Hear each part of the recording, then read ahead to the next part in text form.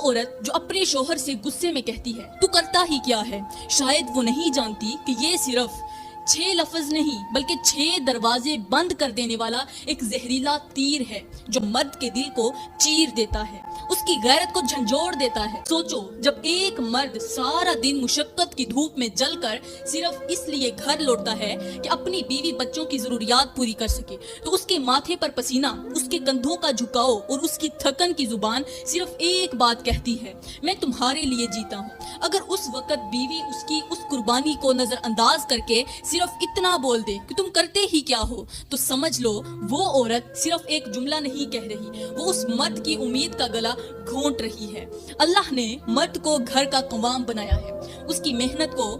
رزق کا ذریعہ بنایا ہے، اور جب ایک عورت اپنے شوہر کی کمائی کو کم سمجھے، اس کی تھکن پر شک کرے، اس کی دی ہوئی نعمتوں پر ناک چڑھائے، تو وہ صرف شوہر کی توہین نہیں کرتی بلکہ رب کی تقسیم کو جھٹلا دیتی ہے، اور جب رب کی تقسیم کا انکار ہو تو پھر اس گھر سے برکت اٹھا لی جاتی ہے۔ جو اپنے الفاظ سے شوہر کے دل کو توڑ دیتی ہے اور اس کی بے قدری سے اس کے ہاتھ کی کمائی کو بے جان کر دیتی ہے۔ یاد رکھو، جب مرد کا دل ٹوٹتا ہے تو اس کی محنت کا پھل بے برکت ہو جاتا ہے۔ ایسی عورت جو شوہر کی کم کمائی پر صبر نہیں کرتی، وہ سونے کو بھی مٹی بنا دیتی ہے، اور جس گھر میں شوہر کی محنت کی